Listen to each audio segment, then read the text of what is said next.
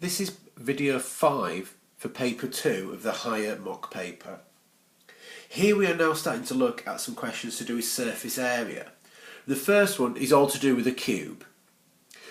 In order to work out the surface area of a cube, we need to work out the area of all 6 of the faces. So the top, bottom, front, back and the 2 sides. In order to work out the area of a square, we need to know its length and its width, or length and height. In this case, it says that a baseball has a diameter of 8.9 centimetres. So the diameter of that is the distance from one side of the other to the other of that sphere. If we can fit 2 side by side perfectly into that, the total width of this box must be 2 lots of 8.9, which is 17.8. The same can be done for the height, because there are 2 of these balls on top of each other. The diameter of the bottom one is 8.9, plus the diameter of the top one, 8.9, so the height is also 17.8. We knew this would be the case anyway, because it's a cube, so all of the faces are square. So to work out the front of this cube, we would do 17.8 multiplied by 17.8. On your calculator, this would give us 316.84 centimetres squared. Now if the area of the front of this shape is that, all 6 of the faces will be the exact same. That is one of the properties of a cube. So we would simply need to do 316.84 times 6, which again, using a calculator, is 1901.04 centimetres squared. So this is the surface area, simply the area of each of the 6 faces added together. For the next shape, it is slightly different. So here we are looking at Mr. Horn's balls that he's got in a tube. So for this one, it is now a cylindrical tube. Now the surface area of a cylinder is a little bit trickier. If you imagine a cylinder opened up, you would have a long rectangular section to represent the curved bit, with 2 circles, one at the top and one at the bottom. Now for this, we've got that the area of a circle is pi r squared. The area of this circle at the top would have to be the exact same, because it's the same shape. In order to work out the area of this rectangular section, this bit here will be the height, so however high the tube goes. And this section along here, this part of the rectangle, well, this will be equivalent or equal to the radius of that circle. So if the radius, sorry, my mistake, not the radius, the circumference of that circle. Now the circumference of a circle is pi d. So here, that bit is pi d. So this whole area of that rectangle would be length times width. So in this case, pi d h. So if we collect all this together, it gives us 2 pi r squared plus pi d h. Now if we start substituting in numbers that we know, we get the following. 2 times pi times, now here the radius, if the diameter of the golf ball is 4.2 centimetres, the radius would be half of it, so 2.1. We need to square this, because the formula says so.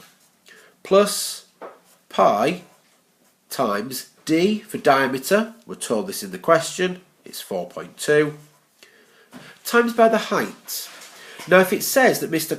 Horn could fit 3 of his balls perfectly in this space, the diameter of each one being 4.2, 3 lots of that would give us exactly 12.6. Unless you're feeling exceedingly confident with this question, I would just make sure that you spend a little bit of time with your calculator doing both steps. So for the first bit, we will get an answer of 27.70884. You potentially don't need to go as detailed as that. 2 or 3 decimal places should be enough, but don't round too early. If you round too early, you're going to end up having an answer that could later on become a little bit too inaccurate.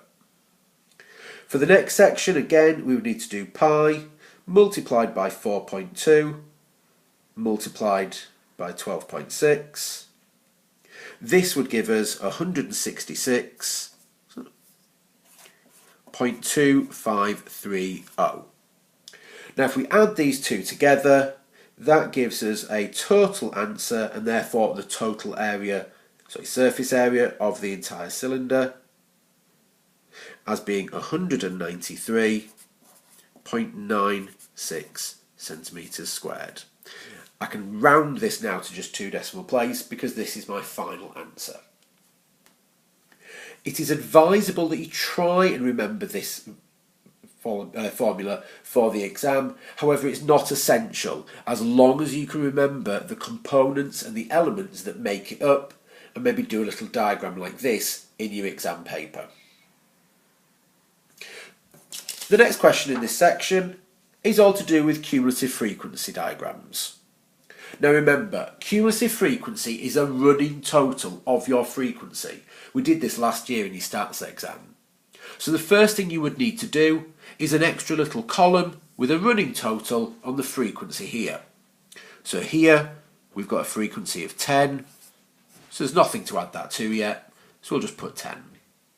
If we add on the next section, this gives us 25. For the next one, add on 30 to give us 55. Add 35 would give us 90. Adding 25 gives us 115. And then add the last 5 to give us 120.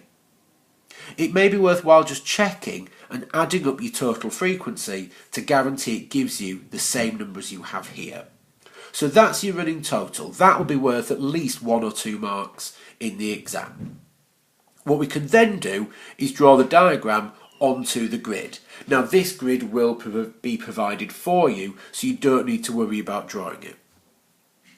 In order to draw the diagram, remember cumulative frequency diagrams we plot at the end of the point. So here for the 0 to 2 group, I would go along to 2 and up to 10 for my cumulative frequency. So a little cross there. 2 to 4, I go up as high as the cumulative frequency. So for 4, I would go up as high as 25. 4 to 6 has a cumulative frequency of 55. So here is 6, and we go up high as 55. For 6 to 8, we would need to go along to 8 and up to 90. So 90 is going to be just in here. For the 8 to 10 group, totally, it's got a cumulative frequency of 115. So I'd need to go along to 10 and up to 115, which would be somewhere around about here. And then for the final group, 10 to 12, we need to go up as high as 120. So this will give us a point around about there. The next step is to join all of these together with as best as you possibly can a smooth continuous curve. So if we draw a single smooth curve, you need to make sure you do not use a ruler for this section because marks will be deducted as soon as the examiner sees that you have used a straight line or a straight edge. You don't have to go all the way down to the bottom as long as you've gone through all the points. So the question here says, estimate the number of students who spent between 7 and 9 hours on the work. In order to do that, we need to do 2 readings. We need to read from 7, so using your ruler, you would draw a straight line going up to your curve and then read off a value. I think that gives us a value of around about 72. So that's how many students spent up to 7 hours. For the number of pupils that spent up to 9 hours, we would go to 9 on the bottom. And then again, a line going perfectly straight up. You can spend a little bit more time on this than I am. And then a line going perfectly straight across. I know mine isn't. This would give us an answer. If that was 90, that to me looks to be about 96. If I want to know how many students are between these two values, I would do 96, take away 72. So in this instance, 24 students are represented in this gap here.